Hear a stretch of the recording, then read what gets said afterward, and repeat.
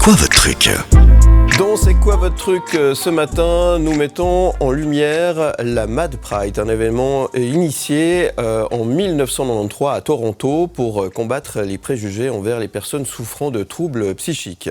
Cet événement s'est depuis propagé dans de nombreux pays. Après avoir été organisé à Genève en 2019 et à Berne en 2022, c'est Lausanne qui accueille cette manifestation ce week-end, ce samedi 7 octobre pour être précis.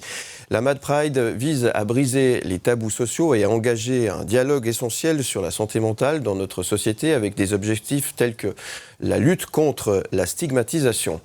Un appel est lancé pour sensibiliser à la prévention et à interpeller les autorités publiques et politiques. Ce matin, pour en parler, je reçois Stéphanie Romanant-Spitou, directrice de la coordination romande des associations d'action pour la santé psychique, et Corinne Bridel, organisatrice de la Mad Pride. Bonjour mesdames. Bonjour. Bienvenue. Merci. Merci d'être avec nous de si bon matin. Avec plaisir. J'ai essayé en quelques mots de planter le décor en quelque sorte. Est-ce que, comme introduction, est-ce que cela vous convient ?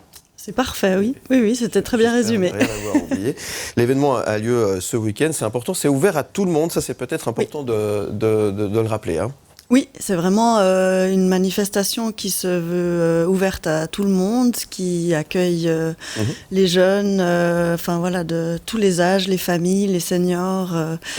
Et bien évidemment, les personnes concernées par la maladie psychique, les proches, les professionnels, les associations. C'est un événement qui se veut vraiment inclusif, y compris les personnes qui ont plus de difficultés à être dans la foule avec du monde, puisqu'il y aura un espace dans la manifestation, dans le cortège, qui sera dédié aux personnes qui sont peut-être plus sensibles.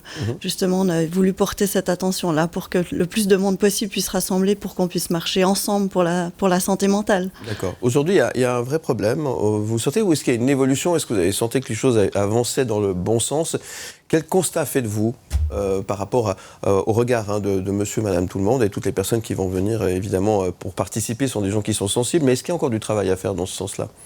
Alors moi, je pense que oui. Malgré tout, je vois que depuis quelques années, il y a des choses qui évoluent quand même. Moi-même, je peux participer avec des professionnels au même niveau depuis 1 an, 2 ans. Donc non, les choses commencent à évoluer. Après, il faut continuer à informer le grand public, enfin le monsieur, madame, tout le monde, pour justement continuer à pouvoir déstigmatiser tout ça. Ouais. C'est quoi le problème ? C'est un manque d'information ? Qu'est-ce que c'est parce qu'il y a certains tabous. Qu'est-ce qui dérange en fait ? Qu'est-ce qui empêche de faire avancer les choses ? Quel constat faites-vous ? Je pense qu'il y a énormément il y a plusieurs éléments qui s'imbriquent, mais il y a la peur de ce qu'on ne connaît pas, il y a les images qui sont encore associées à la maladie psychique, qui sont souvent des images négatives. Il y a aussi l'inconnu, et puis il y a aussi tout ce qui est associé encore à la maladie psychique dans les médias, dans les séries télé, on associe toujours beaucoup ça à de la violence, à la partie de la maladie qui est peut-être la crise, la période de crise, et on associe moins ça à des parcours de vie qui évoluent, qui ont aussi des personnes qui ont des compétences et qui peuvent fonctionner dans la société malgré la maladie. C'est des choses il y a manque d'informations, et toutes ces images-là, je pense, qui sont liées. Mais... Et qu'est-ce qu'on peut concrètement faire aujourd'hui dans la vie de tous les jours ? Qu'est-ce qu'on peut donner comme message encore une fois, à la population, à tout le monde ? Je pense qu'il y a vraiment une partie de promotion de la santé mentale qui est important, de dire que ça nous concerne toutes et tous. Bien sûr. Que énormément de gens sont concernés. On parle de 20 à 30% de la population qui sont concernés par une difficulté psychique, ce qui est quand même une proportion énorme. On voit aussi que on parle de plus en plus de ça aussi, du burn-out, etc. Donc toutes et tous concernés, ça c'est certain. Il faut de l'information aussi. Et puis dire aussi que la santé mentale, c'est quelque chose chose qui évolue, qu'on a tous des moments où on va rencontrer des difficultés plus ou moins importantes et puis qu'on peut agir aussi pour se maintenir en bonne santé mentale. Je pense qu'il y a beaucoup d'informations à faire et de ressources à mettre en avant pour permettre à chacune et chacun de rester en bonne santé mentale ou d'agir soi-même et pour sa santé mentale. Et je pense que collectivement aussi, on a un rôle à jouer pour un message d'inclusion, que voilà, quelle que soit sa différence, qui qu'on soit, on a une place, on a sa place dans la société. Ouais. Dites-moi, durant la période du Covid, est-ce que ça a compliqué les choses ? Quel constat avez-vous fait ? Est-ce que ça a été plus mis en avant ? Quel constat faites-vous ? Parce que la période du Covid, c'était un gros stress pour beaucoup de gens. La santé mentale en a pris un coup aussi, du coup. Est-ce que vous avez senti un changement ? Est-ce que dans le comportement, dans la vie de tous les jours de toutes ces personnes, justement, qui pourraient souffrir de santé mentale, justement ? Alors, ce qui était intéressant, c'est que à la Corasp, l'organisation fêtière pour laquelle je travaille, on s'est rendu compte qu'au départ, en tout cas du confinement, quand on s'est tous retrouvés enfermés, une partie des bénéficiaires et des utilisateurs et utilisatrices de nos associations étaient peut-être mieux armés que la population générale pour vivre une situation où on se retrouve tout à coup isolé, enfermé. Leur parcours de vie leur a permis les a amenés à vivre des situations peut-être qui peuvent s'y apparenter et développer des ressources. Et donc, nous, on avait fait on fait chaque année à la Journée mondiale de la santé mentale une manifestation dans une ville. Alors là, on pouvait pas faire une manifestation publique, mais on avait fait un calendrier avec des témoignages pour montrer où les personnes qui avaient des troubles psychiques pouvaient partager ce qu'elles avaient développé au cours de leur vie pour faire face à des situations d'isolement, etc. Donc, on s'est rendu compte peut-être à ce moment-là, et ce qu'on a voulu mettre en avant, c'est qu'on pouvait apprendre aussi des personnes qui vivent avec un trouble psychique, puisqu'elles sont amenées, la vie les a amenées à développer des compétences et des ressources qui peuvent être utiles à tout un chacun. Et puis ça, c'était quelque chose qui personnellement m'a beaucoup marqué. Et puis la période du Covid a aussi permis de beaucoup plus parler de santé mentale, de troubles psychiques, mais aussi de santé mentale, puisqu'on s'est rendu compte qu'on avait tous et toutes une santé mentale et qu'on pouvait toutes et tous être confrontés à des difficultés. Ça nous a tous mis au même niveau, en tout cas, je pense.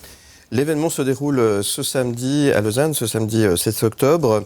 Vous avez des parrains et des marraines. La marraine, c'est Léonore Porchet. Sergei Ashvanden et Grégoire Junot sont parrains de la manifestation. Ça, c'est important. Vous avez besoin d'avoir aussi quelque sorte des porte-drapeaux, des ambassadeurs pour soutenir la cause. Qu'est-ce qui va se passer concrètement samedi ? Vous donnez un rendez-vous au public. Où ça ? Expliquez-nous un petit peu le programme de cette journée de samedi. Qui c'est qui veut prendre la parole ? Alors, je m'y colle. Je vous écoute. On vous écoute. Le rendez-vous est donné au grand public à 13h sur le parvis de la cathédrale. Oui. Donc beaucoup peuvent penser Lausanne, montée, descente, mais il faut se rassurer parce que toute la marche est en descente. Donc vraiment, on a réfléchi en sorte que... d'ailleurs, c'est pour ça que j'ai rejoint le comité moi-même d'organisation, en tant que... Comme j'ai participé à Genève et Zurich, du coup, pour améliorer la marche, pour que justement le maximum de personnes puissent y participer dans de meilleures conditions et que ce soit très festif. Et le départ de la marche sera à 13h30 jusqu'à 14h30. L'arrivée est à la place centrale, place de l'Europe. Et après, il s'y déroulera de 14h30, 15h jusqu'à 19h environ. Plein d'activités, des ateliers. Des stands d'information, il y a des conférences, des concerts, des... Voilà. Ça va être une belle journée de fête. Voilà, tout à fait. Et pour la bonne cause, évidemment. Et l'idée, c'est que tout le monde vienne, évidemment. Tout le monde peut participer. Et ça, c'est important. C'est ça. Ah oui, totalement. Venir avec des banderoles, ces manifestations, qu'est-ce qu'il faut faire ? Venir comme on veut, comme on est. Le code couleur, c'est jaune. D'où mon t-shirt. D'accord, oui. Et mais après, les gens, ils viennent comme ils veulent. S'ils veulent mettre du jaune, ils veulent. Enfin, il faut vraiment que ce soit libre et que la personne vienne avec grand plaisir et pas avec contrainte. Et on l'a dit, tout le monde est le bienvenu, évidemment. Ah oui. Donc soyez nombreux. En plus, il va faire beau. Oui. Normalement, donc, ouais. c'est des bonnes conditions. C'est ce samedi 7 octobre, ça se passe à Lausanne. C'est la Mad Pride. C'est la première fois que ça se déroule à Lausanne, hein? Oui, tout à fait. Ouais. C'est la 3e édition en Troisième Suisse. en Suisse, ouais. Deuxième sous l'effigie de la Mad Pride de Suisse-Irlande. Ouais. J'ai dit juste Oui. effigie ou...